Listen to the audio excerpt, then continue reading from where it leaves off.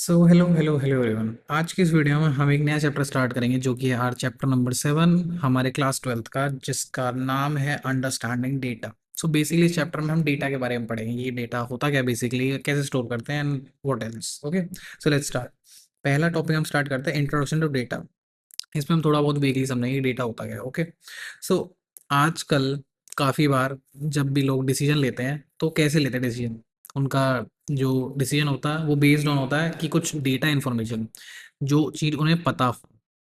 Information is data, एक तरीके से बोल सकते हैं हम।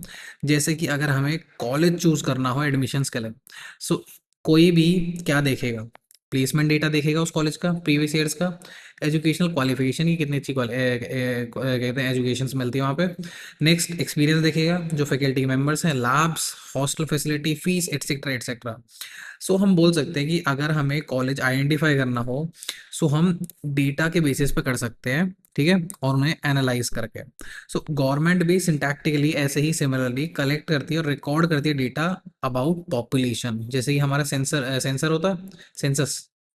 सो ये सेंसस जो है, ये डेटा बेसिकली कलेक्शन होता है जिसमें बहुत सारी वैल्यूएबल इंफॉर्मेशन होती है, जिसको हम यूज़ करके, सॉरी नॉट हम, गवर्नमेंट यूज़ करके प्लान कर सकती है और फॉर्मुलेट कर सकती है आने वाली पॉलिसीज।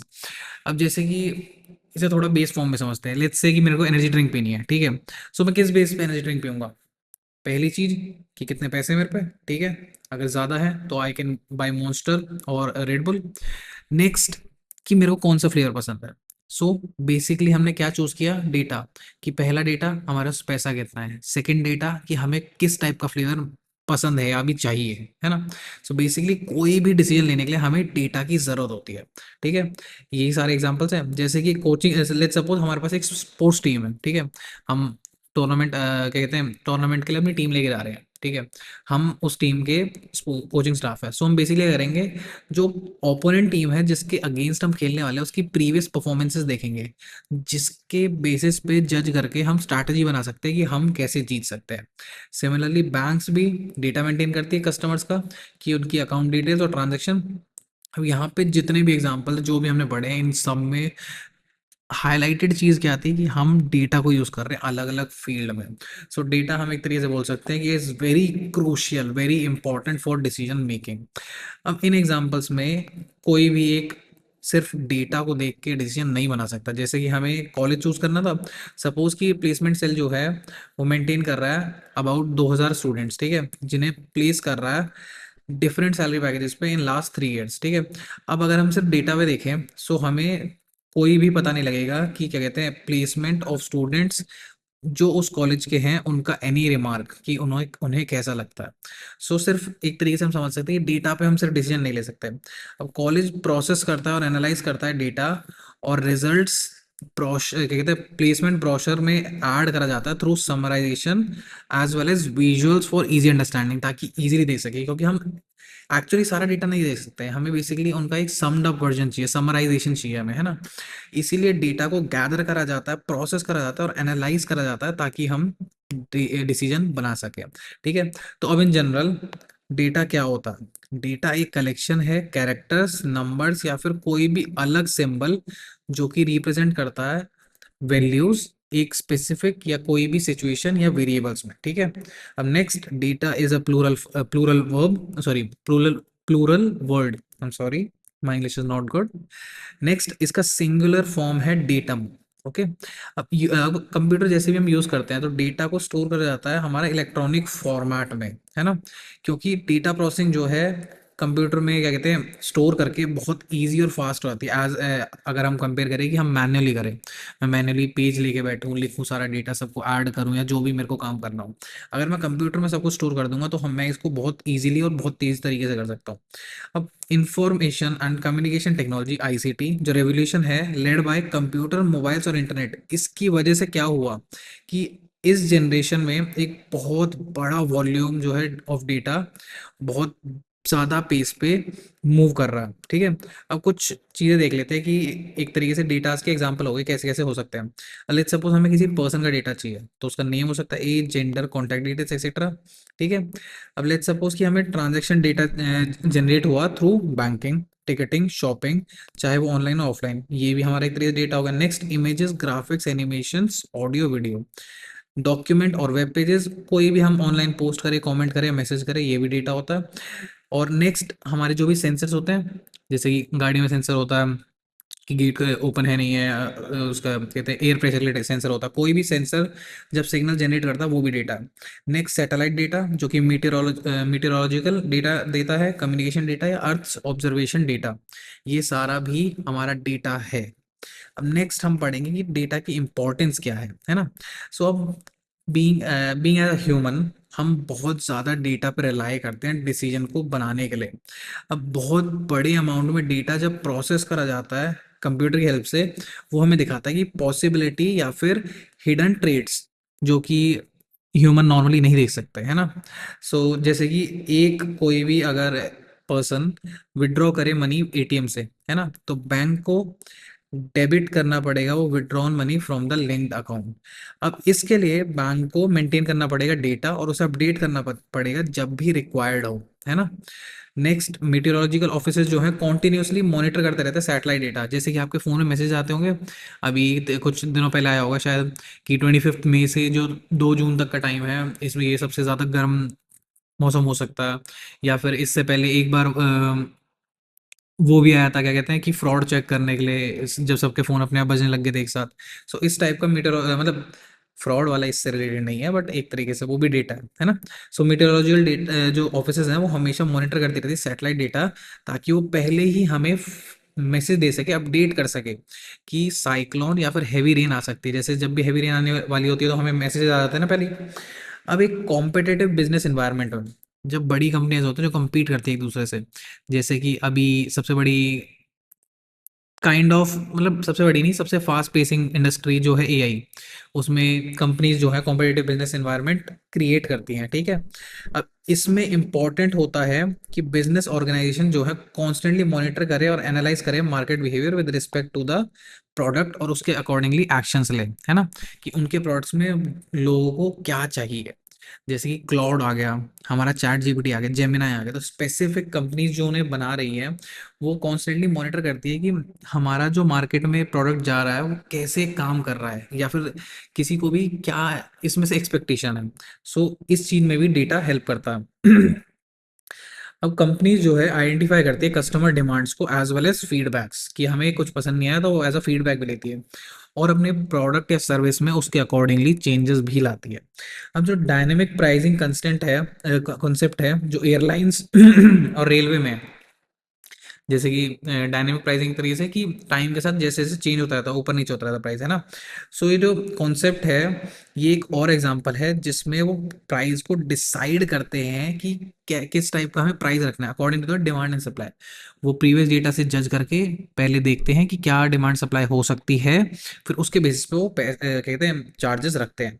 अब जो कैब बुकिंग एप्स है वो इंक्रीज और डिक्रीज होती है प्राइस में बेस्ड किसके कि उस कैब में उस पर्टिकुलर टाइम में क्या डिमांड है, अगर डिमांड ज़्यादा होगी तो वो प्राइस हायर रखेंगे, है ना।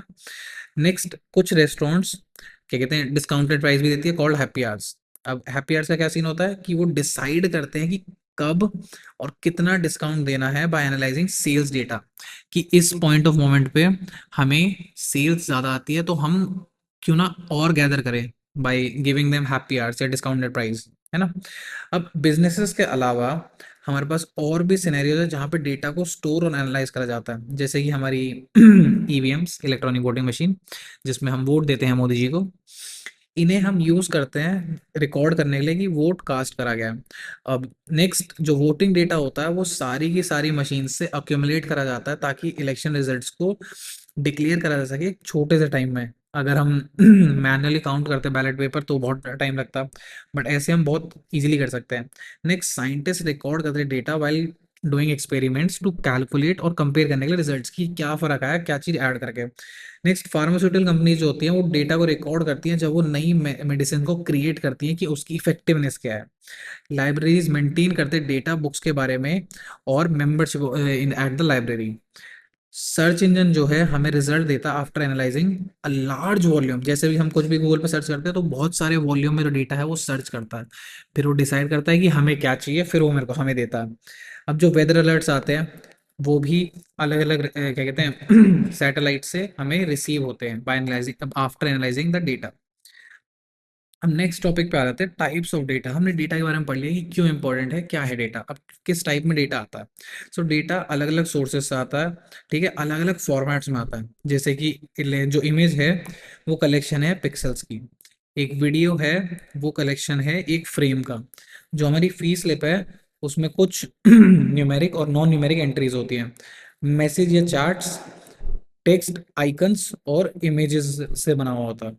अब बेसिकली ये सारा का सारा डेटा देख के हम दो पार्ट्स में तोड़ते हैं कि किस किस टाइप के डेटा हो सकते हैं। नेक्स्ट आ गया सॉरी, फर्स्ट आ गया स्ट्रक्चर डेटा। अब जैसा कि वर्ड में लिखा है स्ट्रक्चर्ड डेटा, इसका एक स्पेसिफिक स्ट्रक्चर होगा।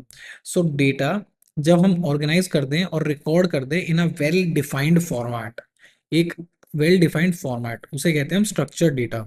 अब स्ट्रक्चर्ड डेटा यूजुअली हम कंप्यूटर में स्टोर करते हैं एक टैबुलर फॉर्म में। टैबुलर मतलब रोज या कॉलम्स फॉर्मेट में, जहाँ पे हर एक कॉलम जो है अलग अलग डेटा को यहाँ पे हर एक कॉलम जो है वो रिप्रेजेंट करता है डेटा को, जो कि एक पर्टिकुलर पैरामीटर पे हो, जिसका जिसे हम बोलते हैं एट्रीब्यूट, कैरेक्टरिस्टिक या वेरिएबल। और हर एक रो जो है वो रिप्रेजेंट करती है कि डेटा ऑफ ऑब्जर्वेशन, कि हमने क्या ऑब्जर्व किया उस डिफरेंट एट्रीब्यूट्स में। जैसे कि यहाँ पे एग्जांपल है, यहाँ पे हम मॉडल नंबर देंगे, यहाँ product name, unit price, discount and inventory. अब यहाँ पे ये हमारा कॉलम आ गया, कॉलम में से ABC 1 2 3 ये सारे इनके मॉडल नंबर हो गए, फिर प्रोडक्ट नेम आ गया अलग अलग, फिर ये आ गया हमारी इस साइड रो, जैसे इस रो में एक आइटम के बारे में सारी डिटेल्स है। अब इस डेटा को देख के हम एक स्प्रेडशीट यूज कर सकते हैं, या फिर कुछ सॉफ्टवेयर यूज कर सकते हैं, या फिर कुछ शॉप ओनर्स निकाल सकते हैं कि हमारे टोटल आइटम्स क्या है बाय समिंग द कॉलम्स। जो यहाँ पे आइटम्स इन्वेंटरी, इनको ऐड करके वो बता सकता है कि हमारे पास टोटल कितने आइटम्स हैं। सो इस तरीके से हम अलग अलग तरीके से डेटा यूज कर सकते हैं, है ना। या फिर हम देख सकते हैं कि जितने भी आइटम्स हैं टोटल हमारे पास कितनी वैल्यू के हैं by multiplying unit price and items in inventory. Okay, अब यहाँ पे ये आ गया कि एट्रीब्यूट जो है मेंटेन करे जाते हैं अलग अलग डिफरेंट एक्टिविटी। जैसे कोई शॉप में बुक है तो हम किन पैरामीटर्स के बेसिस पे उन्हें डिस्ट्रीब्यूट कर सकते हैं, बुक टाइटल, ऑथर, प्राइस और ईयर ऑफ पब्लिकेशन। हम एक स्कूल में फी डिपॉजिट करें तो किस हिसाब से उस डेटा को हम क्या कहते हैं स्ट्रक्चर कर सकते हैं, student name, class, roll number, fees amount, deposit date. Next, अगर हम एटीएम से अमाउंट विड्रॉल करें, so account holder name, account number, type of account, date of withdrawal, amount withdrawal, ATM ID और टाइम ऑफ विड्रॉल।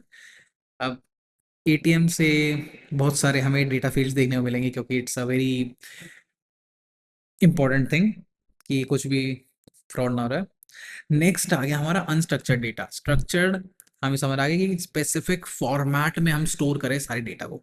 अब unstructured कैसे भी, ठीक है, जैसे कि एक न्यूज़पेपर जो है उसमें अलग अलग टाइप की न्यूज़ आइटम्स होते हैं, ठीक है, जो डेटा होता है ना बेसिकली। बट उसका कोई फिक्स पैटर्न नहीं होता जो कि न्यूज़ पेपर फॉलो करता है जब उसे न्यूज़ आर्टिकल्स को प्रिंट करना हो या प्लेस करना हो। एक दिन में भी 3 इमेज हो अलग अलग साइज की एक पेज पे अलोंग विद 5 न्यू आइटम्स, ठीक है, जो कि एक या ज्यादा एडवर्टीजमेंट के लिए हो। और माइट भी कि दूसरे दिन वहां पे एक बड़ी इमेज हो और 3 टेक्सचुअल न्यूज आइटम्स हो। सो कोई पर्टिकुलर फॉर्मेट नहीं होता, ना कि कोई एक फिक्स स्ट्रक्चर होता है प्रिंट करने के लिए न्यूज। सो एक और एग्जांपल देख सकते हैं, जो कंटेंट ऑफ ईमेल्स हैं, ईमेल का कोई फिक्स स्ट्रक्चर नहीं होता, या फिर कितनी हमें लाइंस लिखनी है या पैराग्राफ्स लिखने हैं, ठीक है, या फिर हमें कितनी फाइल्स अटैच करनी है ईमेल में। अब अगर हम समराइज करें पूरे टॉपिक को, तो डेटा जो कोई ट्रेडिशनल रो और कॉलम वाले स्ट्रक्चर को फॉलो नहीं करता उसे हम अनस्ट्रक्चर्ड डेटा कहते हैं। अनस्ट्रक्चर्ड डेटा के एग्जांपल्स हो गए हमारे वेब पेजेस, जिसमें text as well as multimedia content होता है, जैसे कि इमेज, ग्राफिक्स, ऑडियो। ठीक है। और एग्जांपल्स हो गए कोई भी text document, business report, books, audio video files, या फिर सोशल मीडिया मैनेजर। ये सारे के सारे एग्जांपल हैं अनस्ट्रक्चर्ड डेटा के।